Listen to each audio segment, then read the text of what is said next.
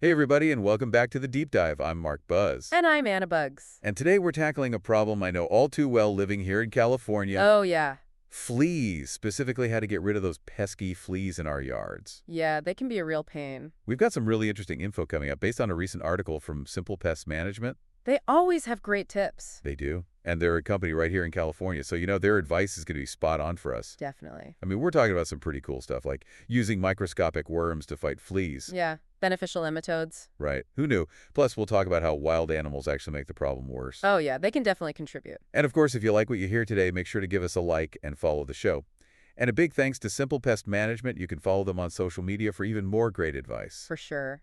Okay, so let's get into it. Anna, what makes fleas such a challenge here in California compared to other parts of the country? I mean, Well, in a lot of places, fleas are just a seasonal problem. all right, makes sense. But here in California, with our mild winters and warm summers, Yeah, we've got great weather. we really do, but it means fleas can be a year-round problem. Oh, that's brutal. So we can't just treat them in the spring and think we're good? Not at all. We need to be ready for them all year long. So it's more like ongoing maintenance. Exactly. And that's why it's so important to really understand the flea life cycle. Okay. The article really emphasizes this point. What do they say? We're not just dealing with adult fleas here. Oh, right. I guess that makes sense. We've got eggs, larvae, pupa all hiding out in our yards. Ugh, it's like a hidden arm. It really is. They're just waiting to develop into those biting adults we all know and hate. So it's like a multi-stage enemy. Exactly. So where do we even start? Like, what's the first thing we should do to get rid of these guys? Believe it or not, lawn care is super important. Really? So it's not just about having a pretty yard. It helps, but it's more than that. The article points out that fleas just love shady, overgrown areas. Huh.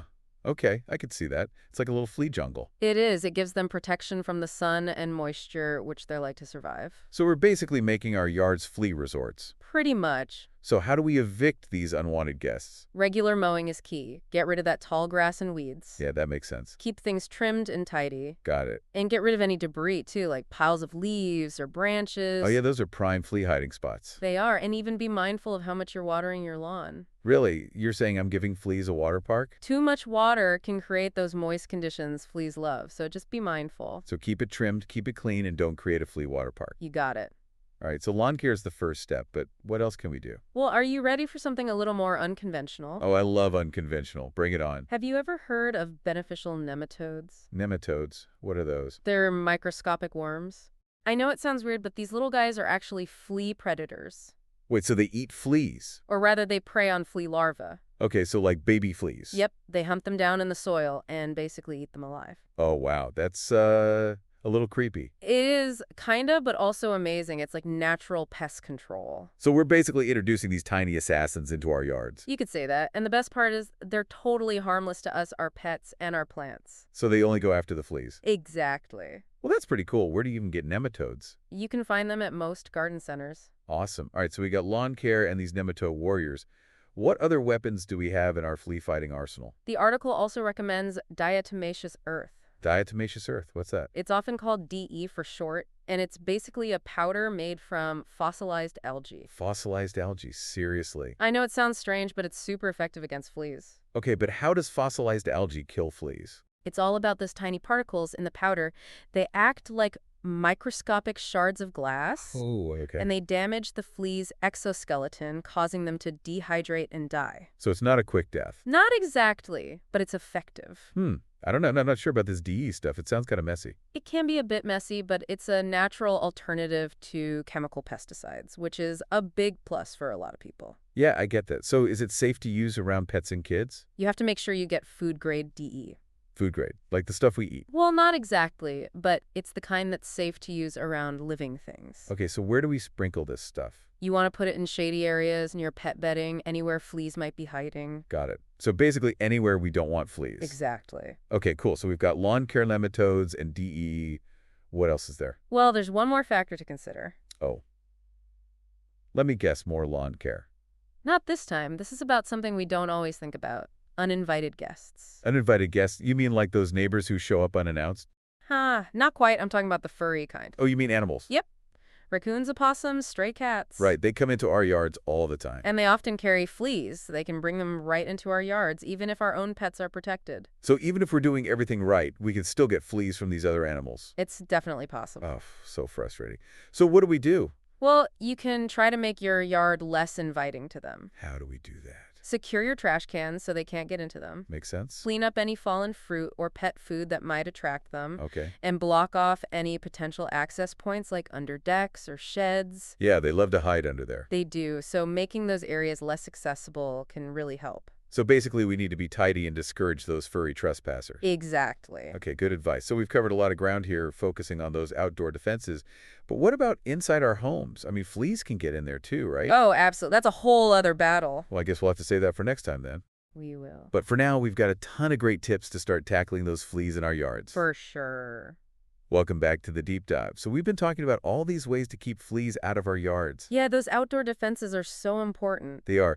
But let's be real, those little guys can still find their way inside. Oh, for sure. No matter how hard we try, our pets can still bring fleas in on their fur. Ugh, it's like they hitchhike their way in. They do. Okay, so what do we do? How do we tackle fleas once they're inside our homes? Well, the Simple Pest Management article has some good advice for that, too. They always do. They really do. One of the things they emphasize is frequent hot washing. Hot washing, you mean like laundry? Exactly. Things like pet bedding blankets, even those plush toys. Oh yeah, my dog loves those. I bet all of those need to go through a hot soapy wash regularly. Really? How often are we talking? As often as you can. At least once a week if possible. Okay, that makes sense. I guess those flea eggs and larvae can really hide out in those cozy fabrics. Absolutely. Those fabrics provide the perfect environment for them to thrive. Warm and dark and a bit damp sometimes if the dog's been drooling on it. Exactly. So washing them frequently helps break that cycle. Got it. What else besides laundry? Don't underestimate the power of your vacuum cleaner. You mean just regular vacuuming? It may sound basic, but it's super effective. Okay, but how does that help with fleas? Vacuuming, especially in areas where your pets hang out.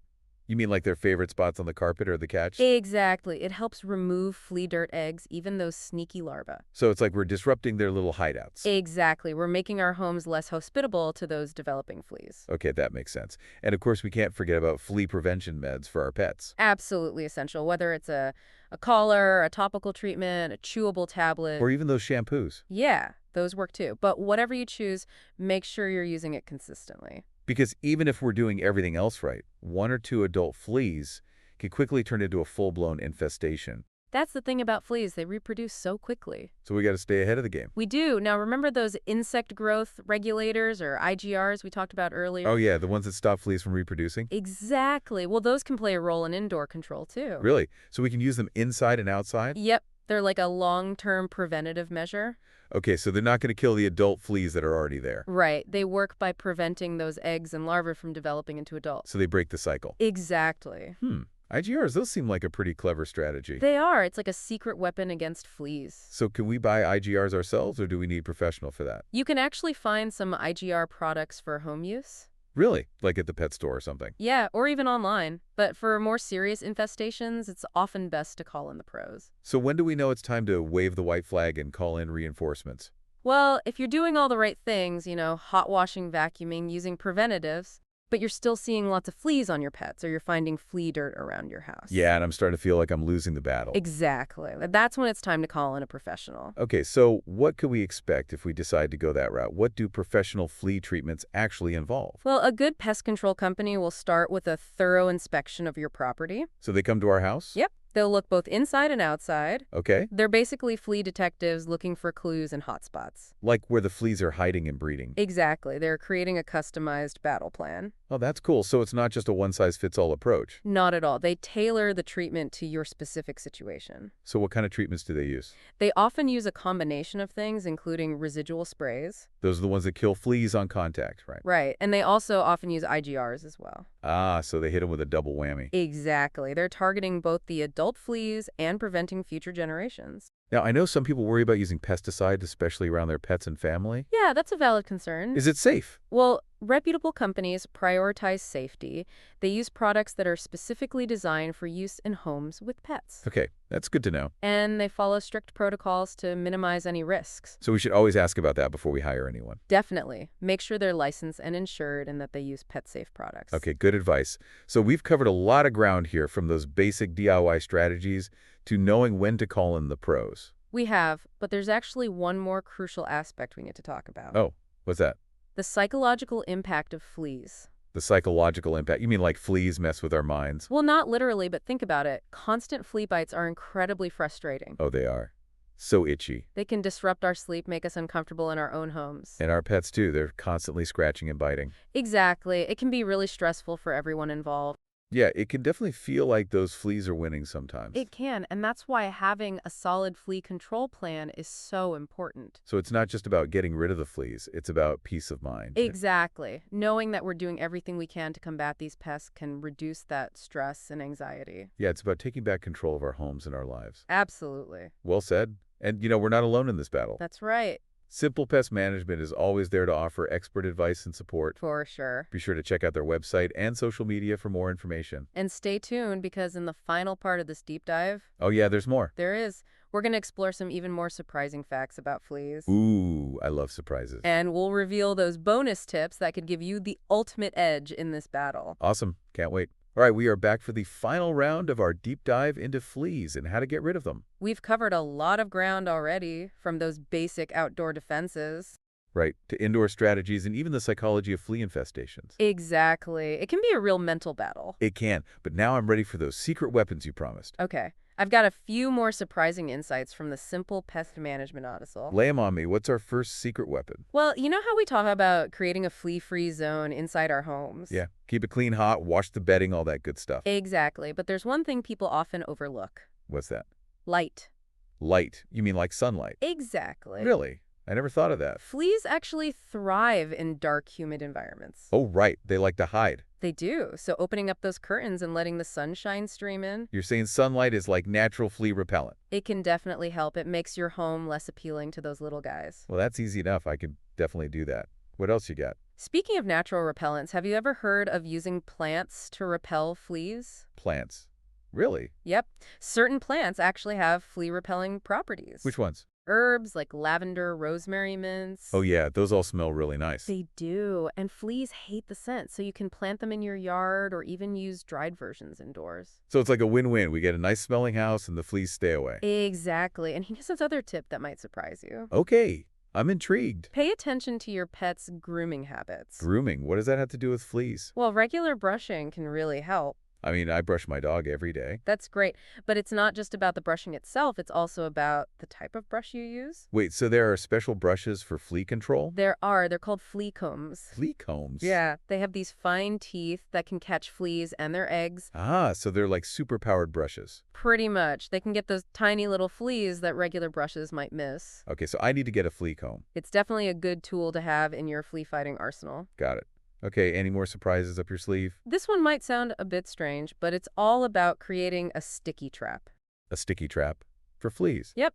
It's actually pretty simple. You just need a shallow dish of soapy water. Soapy water. Okay. You place it near areas where you've seen fleas, like near entryways or pet beds. And the fleas just jump in. They're attracted to the light reflecting off the water. Ah, I see. Like a little flea swimming pool. Kind of, except they can't get out because of the soap.